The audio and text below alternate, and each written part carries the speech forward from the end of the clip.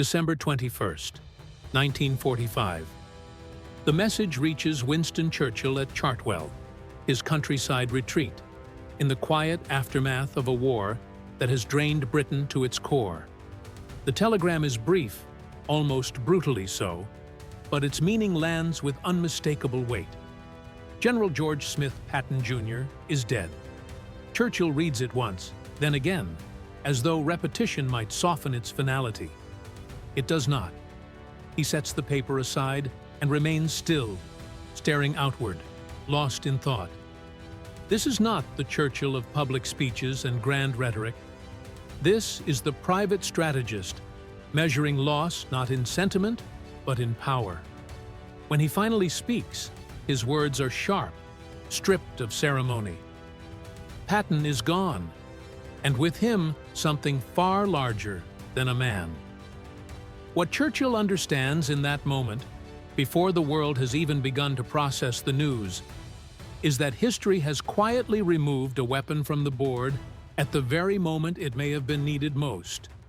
Those present sensed immediately that this news struck Churchill differently.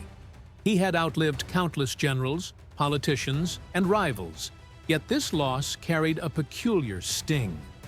Patton had survived everything war could throw at him: deserts, mountains, enemy armor, political storms, only to be undone in peacetime by an ordinary accident. Churchill recognized the irony at once. A man forged for violence, motion, and command, eliminated not by an enemy, but by the quiet randomness of peace. To Churchill, there was something almost cruelly symbolic in that. War spares the reckless, peace destroys them. But beyond the irony lay something colder and more strategic. Patton's death was not merely tragic, it was consequential. Churchill had followed Patton's career closely, long before the headlines made him famous. He had watched him in North Africa, pushing forward when others hesitated. He had seen him recover from disgrace and return with even greater force. He had observed how Patton moved armies the way others moved battalions, how he exploited momentum with a speed that felt almost reckless, yet repeatedly proved decisive. Patton did not wait for certainty. He created it. And Churchill, a man who understood momentum as well as any statesman alive, knew exactly what kind of commander that made him. Patton was not subtle. He was not gentle. He was not safe. He was effective. Britain, by the final year of the war, was no longer a nation that could afford commanders like that. Churchill knew this, even if he rarely said it aloud. Britain had been bled white by 2 world wars. Its population was smaller, its resources strained, its tolerance for casualties dangerously low. British generals had learned to be careful, deliberate, methodical. They had learned to conserve lives because Britain no longer had lives to spare. Patton represented something different, something Britain had once been, but no longer could be. He represented a style of war rooted in aggression rather than caution, in exploitation rather than consolidation. Churchill admired that not because it was pretty, but because it worked. As the hours passed after the telegram arrived, Churchill's thoughts returned again and again to what Patton symbolized in the larger balance of power. The war was over, but peace did not feel safe.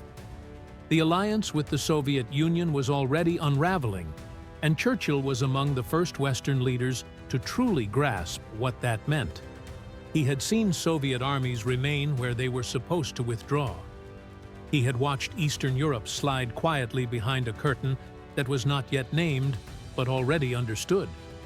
In that emerging world, strength would matter in different ways. Not always through open conflict, but through posture, threat, and reputation. And Patton, Churchill believed, carried a reputation that extended far beyond his actual command. To Churchill, Patton was deterrence embodied. The Soviets understood him. They feared him not because he was diplomatic or reasonable, But because he seemed unpredictable, relentless, and willing to go further than others, dared. He looked like a man who might actually act on threats rather than merely issue them. In a coming age defined less by declared wars and more by calculated intimidation, that kind of figure had immense value. Churchill grasped this instinctively. Where others saw Patton as a problem to manage, Churchill saw him as a lever of pressure, a presence that altered calculations simply by existing. In private conversations, Churchill returned repeatedly to the same idea. Patton was not a politician. He was not meant to be. He was a tool, and like any powerful tool, he was dangerous to mishandle. But removing him entirely was not the same as controlling him. It was disarmament by accident. America, Churchill suspected, did not yet realize what it had lost. There were other competent generals, yes, plenty of capable administrators, planners, and coalition managers. But there were very few men who could move an army with sheer force of will. Fewer still who could do so while terrifying the enemy into paralysis.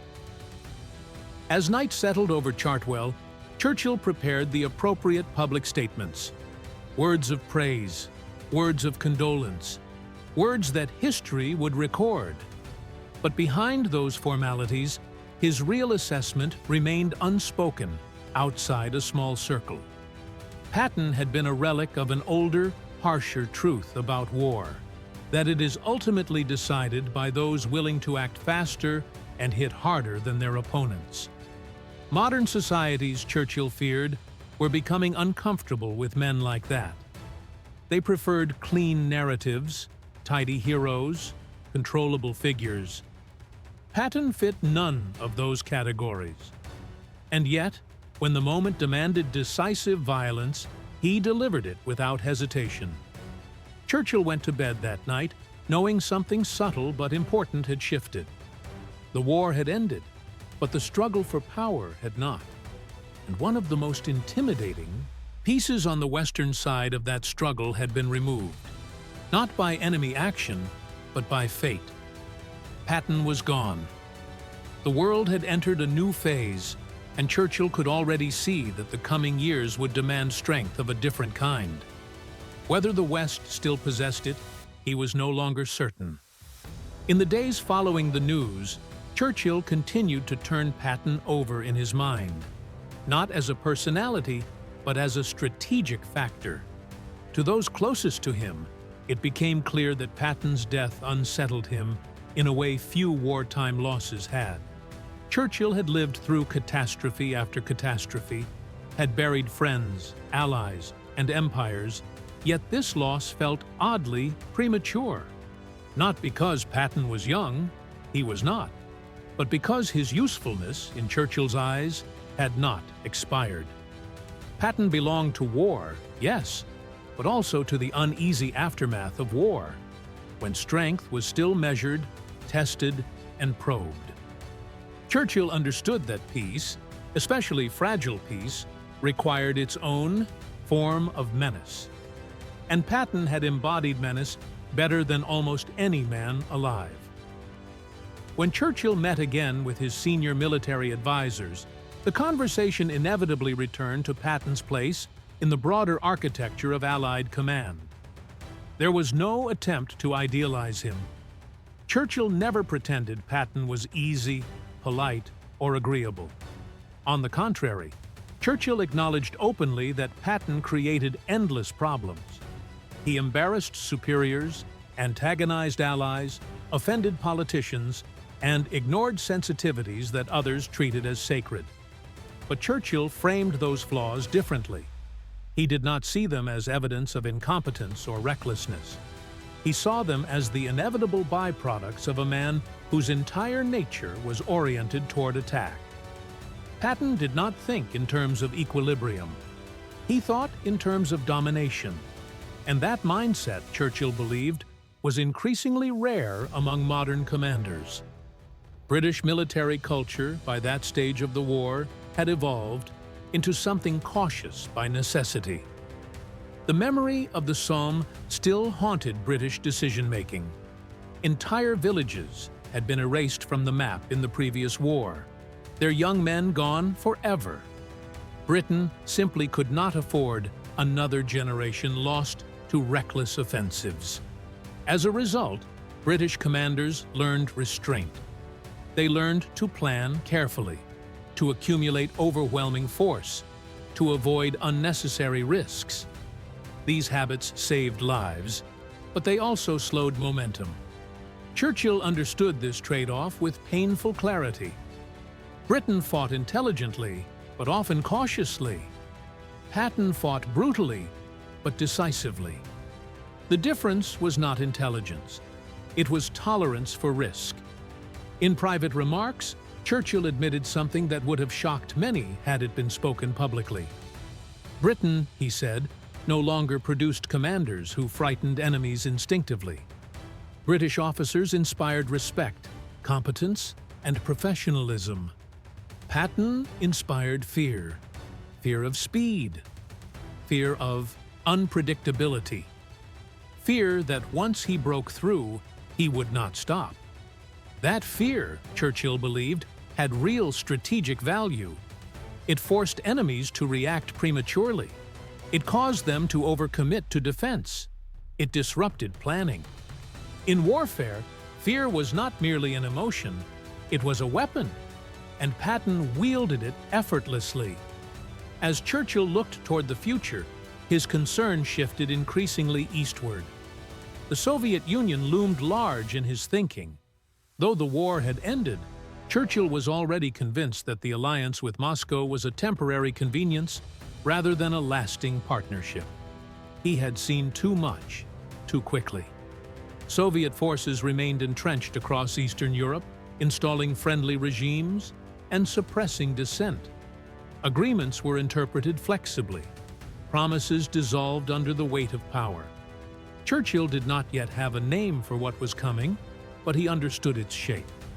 It would be a struggle not always fought with armies, but with posture, resolve, and the credible threat of action. In that context, Patton's absence felt particularly dangerous. Patton had been openly hostile toward the Soviets. He did not hide his distrust. He did not temper his language. Many considered this reckless. Churchill did not. Churchill believed the Soviets respected honesty of intent more than diplomatic niceties. They distrusted polished statements and careful ambiguity.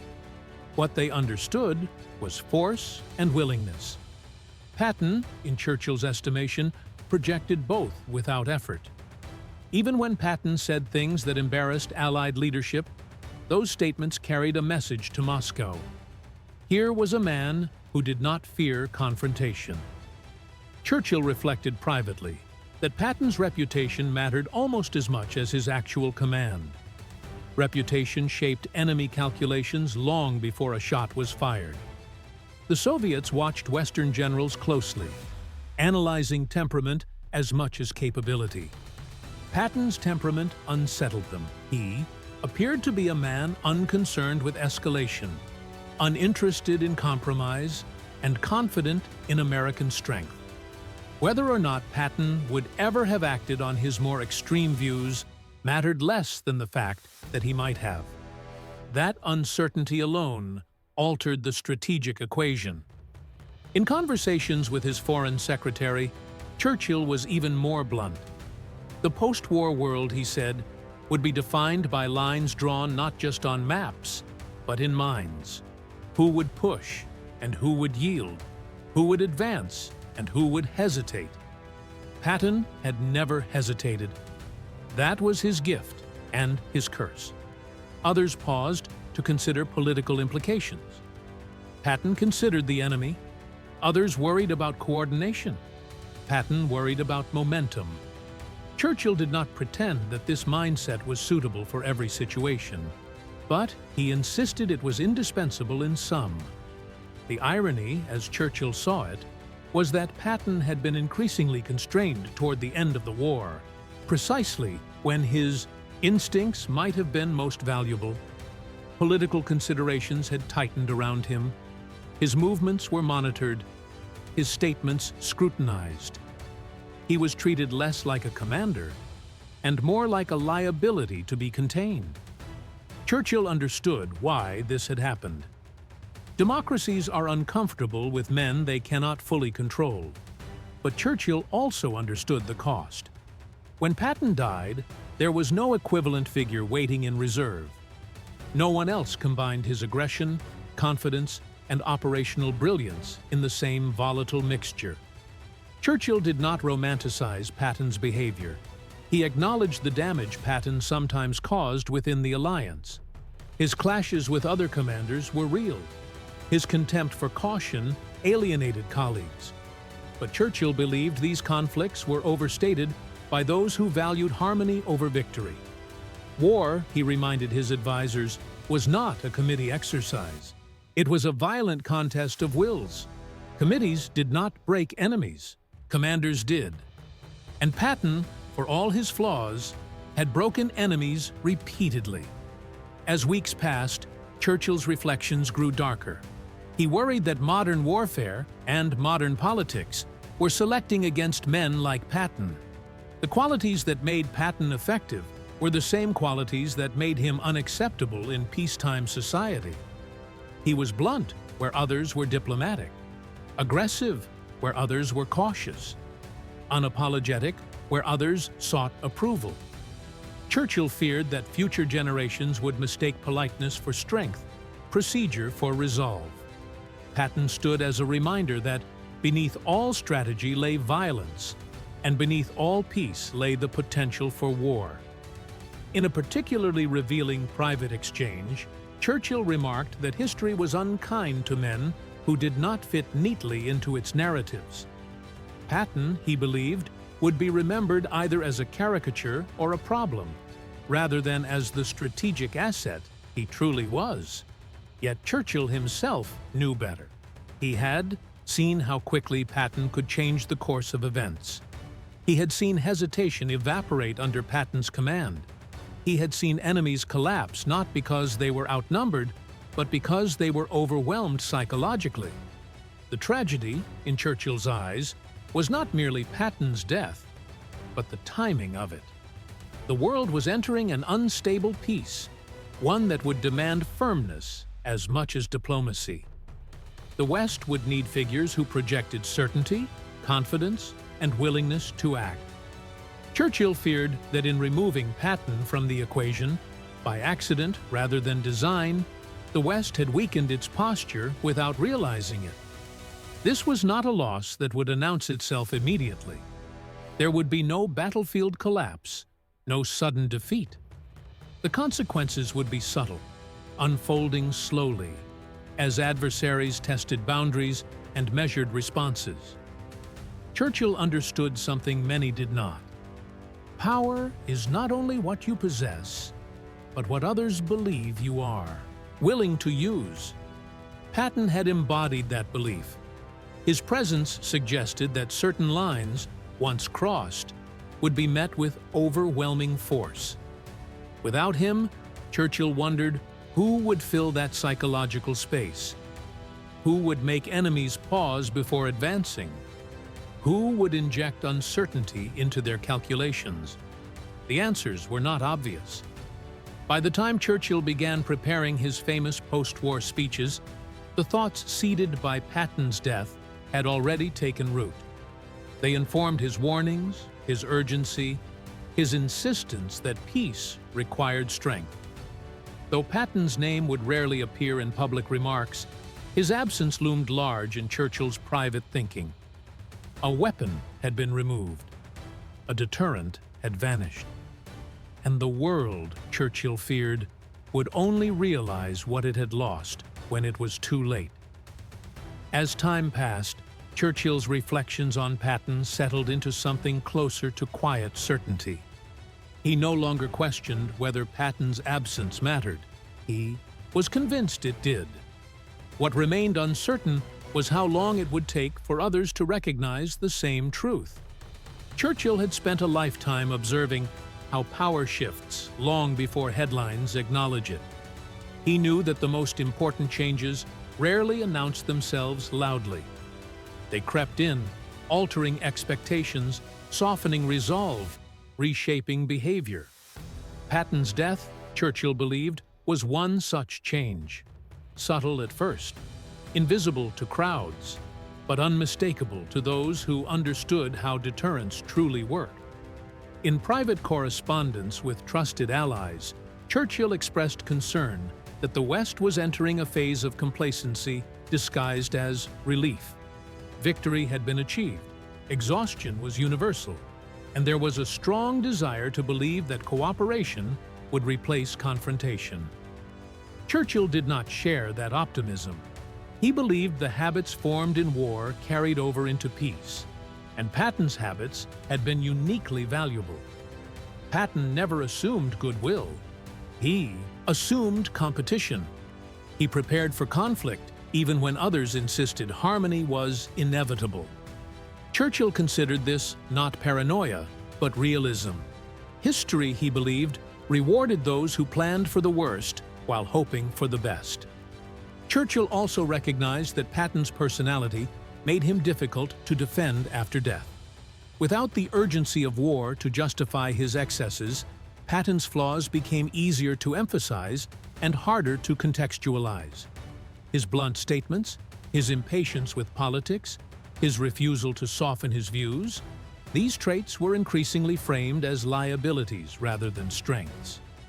Churchill found this deeply ironic. In war, those very qualities had produced speed, momentum, and decisive outcomes. In peace, they became reasons to sideline him, even in memory. Churchill suspected that future generations would sanitize history, preferring cleaner narratives over uncomfortable truths. What troubled Churchill most was the realization that Patton had been a product of circumstances unlikely to be repeated. He had grown up steeped in military tradition, trained in an era that still valued individual initiative, and come of age in a conflict that rewarded audacity. Modern command structures, Churchill feared, were moving in the opposite direction. They emphasized consensus, coordination, and risk mitigation. These were not inherently wrong, but they left little room for figures like Patton. The system itself was evolving to exclude them. Patton's death, then, was not merely the loss of a man, but the closing of a chapter. In one particularly reflective moment, Churchill remarked that Patton belonged to the same lineage as the great captains of earlier centuries, men who drove campaigns through force of will as much as through planning. Such men were always controversial, often insubordinate, and frequently misunderstood. Yet history remembered them because they altered outcomes. Churchill feared that the modern world, increasingly uncomfortable with disorder, would struggle to produce leaders capable of that kind of disruption. Order, after all, was easier to manage than victory. As the early shape of the Cold War began to emerge, Churchill's assessment of Patton took on an almost prophetic tone. He understood that future confrontations might not involve open battlefields, but psychological pressure, brinkmanship, and calculated risk. In such an environment, reputation mattered enormously. The knowledge that an adversary possessed commanders willing to act decisively, even recklessly, created hesitation. Patton had embodied that willingness. His absence, Churchill believed, subtly encouraged probing, testing, and gradual encroachment. Without figures who projected unambiguous resolve, boundaries became negotiable.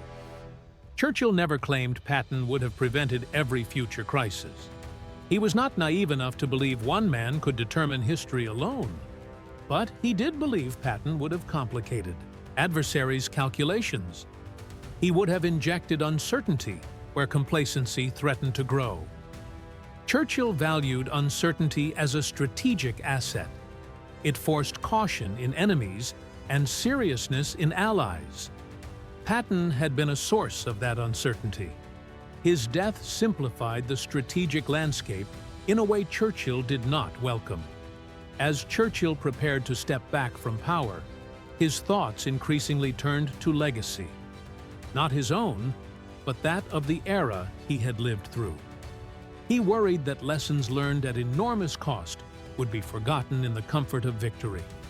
Patton represented one of those lessons, that decisive leadership often comes wrapped in discomfort, that effective commanders are not always likable, and that the traits societies dislike in peacetime may be precisely those required in crisis.